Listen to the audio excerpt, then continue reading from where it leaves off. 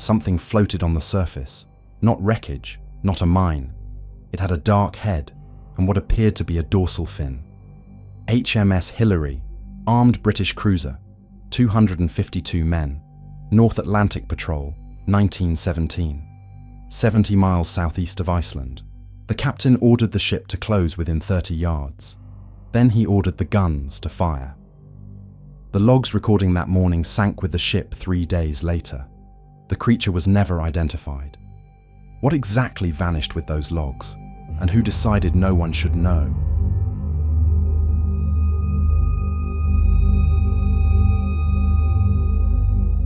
The North Atlantic in May of 1917 was a grey corridor of war. Every vessel that crossed it did so under threat. HMS Hillary had been a working cargo and passenger ship before the Admiralty requisitioned her in 1915 and fitted her with guns. She was 6,329 gross register tons, 2 propeller shafts, 2 triple expansion steam engines driving her through grey water. 252 men served aboard her. Some were Royal Navy regulars, others were reservists pulled from merchant vessels when the war expanded. The Northern Patrol was the assignment no one celebrated. Its purpose was to intercept neutral vessels and prevent contraband from reaching Germany. The patrol stretched across the gap between Scotland and Iceland, a cold and featureless corridor 300 miles wide. Ships crossed it endlessly. Lookouts posted on Hillary's deck watched the horizon in 4-hour watches. The job was repetitive, cold, and occasionally punctuated by genuine alarm. Captain F.W. Dean commanded the vessel with the precision of a man who had learned to distrust surprise. He kept his ship on a tight routine. Lieutenant Arthur Grayson of the Royal Naval Reserve had joined HMS Hillary in early 1917, transferred from a smaller patrol vessel in Orkney. The morning of the 22nd of May began without incident. The sea was unusually calm, the horizon clear in all directions. Able seaman William Dodd was among those on forward watch when something on the surface, roughly 70 miles southeast of Iceland, caught his eye. It was not a piece of wreckage. Wreckage moved with the current at predictable angles. This object was positioned differently, as though resting. The report traveled up to the bridge within minutes. Captain Dean took the binoculars from the shelf beside the helm and stepped to the port side. Through the lenses, Dean saw a dark, smooth-surfaced mass at the waterline. Its upper portion was rounded, rising perhaps 2 to 3 feet above the surface. He later described the shape as resembling the head of a cow, not in size, but in the blunt, squared-off quality of its profile. Behind what appeared to be the head, a triangular dorsal fin was visible, rising clear of the waterline, dark and rigid against the flat sea. The animal, if it was an animal, did not react to the ship's approach. It remained stationary, floating with apparent calm. Dean ordered the helmsman to bring Hillary around and reduce speed. The order came through the speaking tube to the engine room without explanation. Chief Engineer Harold Fitch later said he knew something unusual had happened when the engine room received 2 consecutive speed reductions in under a minute. Word spread along the main deck. Men not on watch drifted toward the port rail, drawn by the quiet that had settled over the ship. The creature was now visible to the naked eye from the main deck. Signalman Robert Caldwell later wrote that it looked organic, not mechanical, not debris. No one on deck that morning could identify it by any known classification. It did not match the profile of a whale, a seal, or a large shark. Grayson joined Dean on the bridge and studied the object through his own glass. He later confirmed it moved slightly, not with current, but on its own. No sound carried across the water from the creature. No exhalation, no movement of a visible limb, no disturbance of the surface around its body. The ship had now slowed to near dead stop. The hull's bow wave had flattened to almost nothing. The gap between Hillary and the creature was roughly 30 yards. At that distance, Dean could see the surface texture of what he described as the animal's back, black, wet, and entirely without visible scales or hair. The shape below the waterline was indistinct, but substantial. Dean estimated the visible portion alone was longer than a full-grown man lying flat. At 9 o'clock in the morning, with the sea flat and the sky clear and 252 men watching, Dean made his decision. He ordered the 6-pound deck guns to prepare for anti-submarine practice. The order was given using standard drill terminology, as though the target were routine. Petty Officer Thomas Baines received the order at his gun station on the port side. He later said no one questioned it. The creature was still there, motionless. The 6-pound guns on Hillary's port side were loaded and trained on the floating shape at 30 yards. The crew waited for the command. The creature had not moved. The triangular fin still broke the surface, angled slightly toward the hull, as if the animal had registered the ship's presence. Dean gave the order to fire. The first shot from Baines's gun station struck the water short of the target, raising a column of white foam. The second round was adjusted for range. Those watching from the rail saw it land closer, within a yard of the dark shape at the waterline. The creature still did not submerge. Caldwell, watching from his station near the signal deck, said it appeared to turn slightly but made no effort to flee. Additional rounds were fired. How many exactly is no longer recoverable. The logs that would have recorded the full sequence of the drill are gone. At some point during the firing, Dean reported what he believed was a direct hit. The water around the creature erupted in a way that differed from the earlier near misses. The disturbance, as described by multiple members of the crew, was violent. The surface churned in a wide radius around where the animal had been floating. Then the fin was gone. The dark, rounded shape that had sat at the waterline for nearly 20 minutes was no longer visible from Hillary's deck. Baines said the men at his gun station waited, watching the disturbed water settle. No remains surfaced, no blood, no tissue, no floating debris of any kind. Whatever the creature was, alive or dead, hit or merely startled, it had gone beneath the surface without leaving a trace on the flat grey sea. Dean ordered a watch maintained on the area for the following 30 minutes. No subsequent sighting was reported. The guns were secured and the drill logged. The drill was logged. That phrase carries enormous weight. Whatever description Dean wrote into those pages, he considered it official enough to enter into the record. How did Dean classify the target in those log entries? As an unidentified marine animal?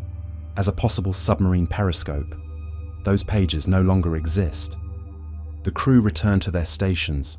The sea had resumed its usual flatness. Hillary continued her patrol course without any further recorded disruption that day. Grayson later noted in a personal account that the men discussed the incident among themselves during the evening meal below decks that same night. No consensus emerged about what the creature had been. Some men argued for a basking shark. Others described something that did not match any shark they had seen. The basking shark argument was the most practical. The species was known in North Atlantic waters, could reach considerable size, and was occasionally mistaken at distance. But Dean's description complicated that explanation. A basking shark's head is not shaped like that of a cow. Its dorsal fin, while triangular, rises differently. The crew also noted the animal's unusual passivity. A basking shark disturbed by a ship approaching to 30 yards would typically sound, dive swiftly out of range. This one had not dived. It had waited, stationary, as the ship came alongside and the gunners loaded their weapons. That detail appeared consistently across all later accounts. Caldwell wrote in private correspondence that the creature had looked at the ship, not towards it, but directly at the hull, head fully oriented. Whether that observation was accurate or a product of distance and unease, no one could verify. The logs are gone, and Caldwell's letters survive only in fragments. The day following the incident passed without mention in any surviving record. Hillary continued her patrol. The creature was not seen again. 2 days after the sighting, on the 24th of May, Hillary was ordered to make for Swarback's Min in the Shetland Islands to take on coal. Swarback's Min was a deep, natural harbour used regularly by Northern Patrol vessels. The journey from Hillary's patrol sector was expected to take less than a day. The ship set her course for Shetland in the early morning of the 25th. The sea remained calm. Engine revolutions were steady. Nothing indicated what was coming. Beneath the surface, running on electric motors to reduce noise, U-88 had been operating in the same general area of the North Atlantic for several days. The German submarine U-88 was a Type U-87 class vessel designed specifically for the kind of unrestricted campaign that had made these waters lethal for Allied shipping. The logs that contained Dean's full description of the 22nd of May were still aboard Hillary, still in the captain's logroom, behind a latched door. At approximately 9 in the morning on the 25th of May, a torpedo struck HMS Hillary below the waterline on her starboard side. The impact was immediate. The explosion tore through the hull plating, and the sea entered through the breach faster than the pumps could manage. The list began almost at once. Dean issued the order to abandon ship. The lifeboats on the port side were swung out and lowered. Men moved toward the rail in disciplined lines. Fitch shut down the engines and led his stokers up through the hatches as seawater entered the lower ventilation ports. He was the last man out. The ship sank in a matter of minutes. She went down by the stern first, the hull tilting steeply before the sea closed over her main deck. The captain's logroom went under with the stern. The log volumes, including every entry from the 22nd of May, disappeared beneath the surface. Survivors were picked up by nearby vessels. The casualty figures from the sinking were disputed almost immediately by differing sources, a confusion that was never fully resolved. One official count recorded 4 dead. A later account, citing unnamed sources, claimed no one had been killed. The discrepancy itself became part of the record. Dean survived. Grayson survived. Baines and Caldwell survived. Fitch survived. They were debriefed, reassigned, and scattered across the wartime naval apparatus. No Admiralty inquiry into the sighting was opened. In a war killing thousands of sailors each month, the incident did not register as a priority. What Dean had written in those logs, in his own hand, under his own authority, now lay at the bottom of the North Atlantic. The only surviving accounts of the sighting are second-hand, written down after the fact, after the war, from memory. No page from those logs has ever been recovered. What the case left behind is a specific kind of historical record, one built entirely from testimony, without the document it claims to describe. In the years after the war, Dean's account of the creature began to circulate in maritime and natural history circles. It attracted attention precisely because of who had made it. A Royal Navy captain on active patrol duty, filing a report under wartime conditions, was not the profile of a man prone to exaggeration or fabrication. The problem was not the credibility of the witness. The problem was that the physical description did not match any animal definitively known to inhabit those waters. 3 features were consistently cited across all the post-war accounts: the cow-like shape of the head, the rigid triangular dorsal fin, and the animal's refusal to submerge. Those 3 features taken together do not describe a basking shark with confidence. They describe something that marine biologists, consulted in later decades, could not match to a known species. The most plausible explanation remains a large, atypically behaving basking shark, possibly stunned by concussion from earlier submarine depth charge activity in the area. A concussed basking shark would float near the surface, move sluggishly, and fail to respond normally to a vessel approaching at close range. That behavior matches the account.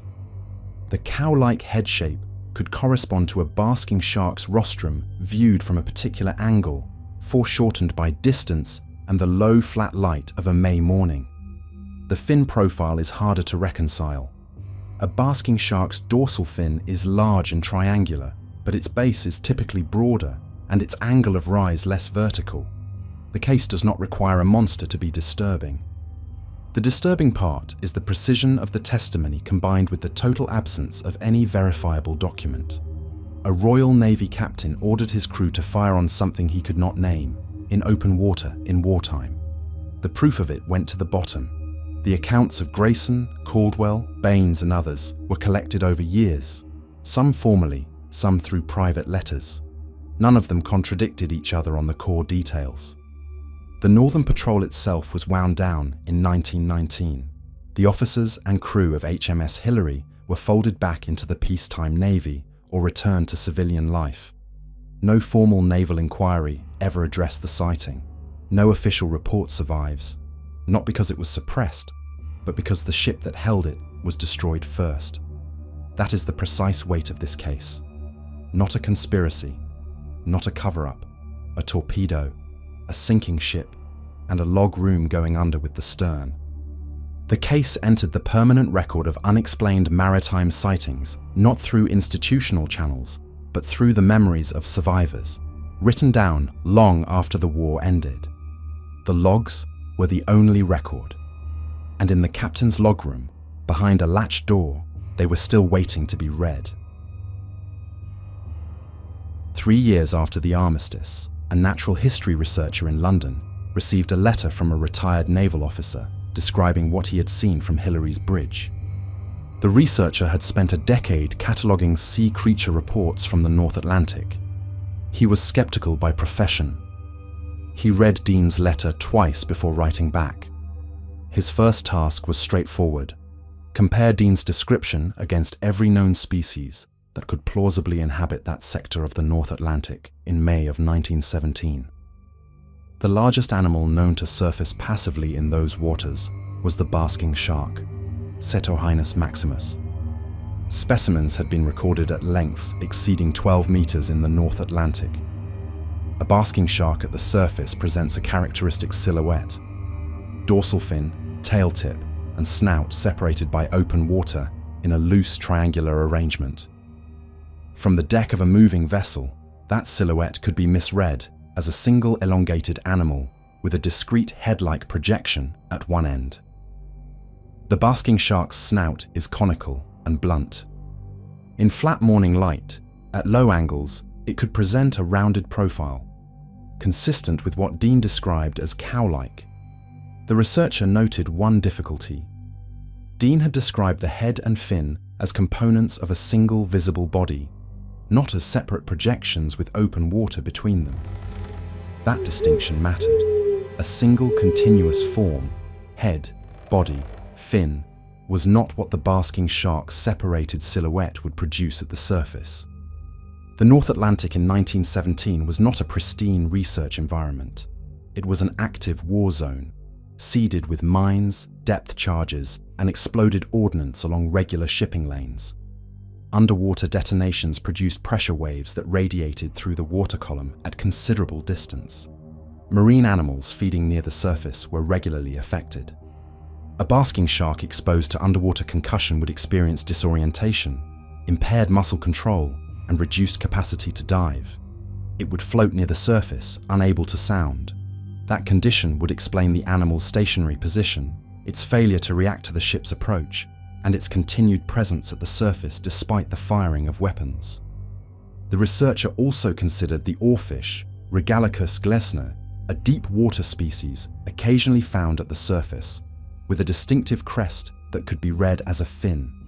The oarfish could reach lengths of 8 meters or more. Its body was ribbon-shaped, silvery, and unlike anything a sailor with no prior exposure would expect to encounter. The oarfish description broke down at the head.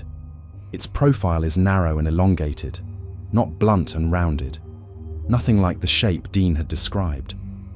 A third candidate was considered, a decomposing carcass of a large shark or marine mammal, floating and partially collapsed, with gas distension reshaping the visible features. Decomposed basking shark carcasses produce a distinctive pseudo-plesiosaur shape when the jaw cartilage and gill arches break away, leaving a narrow, elongated, neck-like structure. But Dean's creature had moved. A floating carcass drifts with the current. This animal had demonstrated minor but observable independent movement noted by both Dean and Grayson. Each candidate explained some features of the account and failed to explain others. No single known species matched the full description without remainder. That was the honest conclusion the researcher documented in his notes. Not that an unknown creature existed, that the evidence was insufficient to close the identification conclusively. The distinction between "we do not know what it was" and "it was something unknown" is the fault line that runs through every sea creature report of this era. In the same decade as the Hillary incident, at least 4 other sea creature sightings were reported by credentialed observers in the North Atlantic. None produced a specimen. The pattern across those reports was consistent. Large animal at the surface, passive or sluggish behavior, brief observation window, no recovery of physical evidence. HMS Hillary's incident fit that pattern precisely. Except for one additional variable no other report contained: the crew had fired weapons at the animal. That act of firing was significant beyond the moment. It meant the crew had not only observed the creature, but engaged it at close range under disciplined conditions. They had watched it not react. They had watched it absorb the disturbance of near misses. They had watched the water erupt around it and then watched it disappear. The absence of remains was itself a data point. Whatever had been struck, if anything, had gone deep and stayed there. The sea returned nothing. Years after the war, Dean gave one recorded interview on the subject. He repeated the physical description. Then he added a detail he had never mentioned before. He said the animal had made a sound. Not loud, he specified, but audible from the bridge at 30 yards. A low, sustained exhalation across the flat water. The sound had not appeared in any account collected from other crew members. It appeared only in Dean's own post-war testimony, years after the incident. That gap could mean several things. The sound may have been inaudible from lower deck positions. Other crew may not have documented it, or it may not have happened. Memory degrades, details accumulate. Accounts given years later carry the weight of distance, of loss, and of the desire to give a story its proper shape. That is not an accusation of dishonesty. It is the standard condition of testimony collected without contemporaneous documentation. And the contemporaneous documentation was gone. Grayson's personal account survived in a family archive. It ran to 4 handwritten pages, describing the sighting in detail consistent with Dean's version, but adding his own sequence of observations. Grayson noted the time as approximately 9 in the morning, the sea state as unusually calm, the fin's angle, and the texture of the animal's visible back. Grayson's account included no mention of a sound. He described the firing, the disturbance of the water, the disappearance of the creature. No exhalation was noted. Caldwell's surviving letters described the creature in terms that matched Dean and Grayson on the key points: the dark head, the triangular fin, the stillness at the surface. Baines, reached through a naval veterans network in the late 1920s, gave a brief written statement. He confirmed the firing order, the apparent hit, and the absence of remains. The 4 surviving accounts agreed on the core sequence: sighting, approach, observation, firing, disappearance. The sequence was internally consistent across all 4 witnesses. Internal consistency across multiple witnesses, gathered independently at different times, is considered a positive indicator of testimonial reliability in historical and legal analysis. But testimonial reliability is a different standard from physical evidence. The accounts told a consistent story. What they could not provide was a photograph, a log entry, or a specimen. The British Admiralty, for its part, took no institutional position on the sighting. The war had ended. HMS Hillary was gone. The crew had been reassigned and dispersed. There was no mechanism within the Admiralty's post-war administrative structure to reopen an inquiry into an incident whose only documentation had been destroyed by enemy action. The war itself had been the instrument of erasure, not a decision by any official, not a suppression order, but a torpedo and the sea closing over astern. The Northern Patrol lost 11 ships during its operational period. HMS Hillary was one of hundreds of armed merchant cruisers that were sunk, damaged, or decommissioned before the war ended. No routine wartime process required captains to copy log volumes and transmit duplicates to a shore archive before patrol. The loss of HMS Hillary's logs was not exceptional. It was the standard outcome for any vessel that went down mid-patrol without the opportunity to transfer documents to another ship. The U-88, the submarine that sank Hillary, went on to conduct further patrols after the 25th of May. She was eventually decommissioned after the armistice and surrendered to Allied authorities. Her commanding officer filed standard patrol reports through German naval channels. Those reports recorded the sinking of HMS Hillary. They made no reference to any unusual event preceding it. The U-88 had been submerged during the approach to Hillary. Her crew had seen nothing of what the British sailors had observed 3 days earlier on the open surface. Two separate events, a sighting and a sinking, had occurred in the same waters within 3 days, entirely unconnected. One had erased the evidence of the other. That accidental erasure is the structural fact of this case. Not malice, not conspiracy. The cold coincidence of wartime machinery operating on its own schedule. In the decades after the war, the Hillary incident was cited by several researchers interested in sea creature reports as an unusually well-sourced example in an otherwise thinly documented field. The credibility of Dean as a witness gave the case its lasting traction. A Royal Navy captain filing a wartime operational log entry was not a casual observer. He had a professional and legal obligation to record only what he actually observed. Fabrication or exaggeration in a naval log was a matter with career and disciplinary consequences. He had also ordered the guns to fire. That decision, whatever its justification, was subject to the same official record keeping as the sighting itself.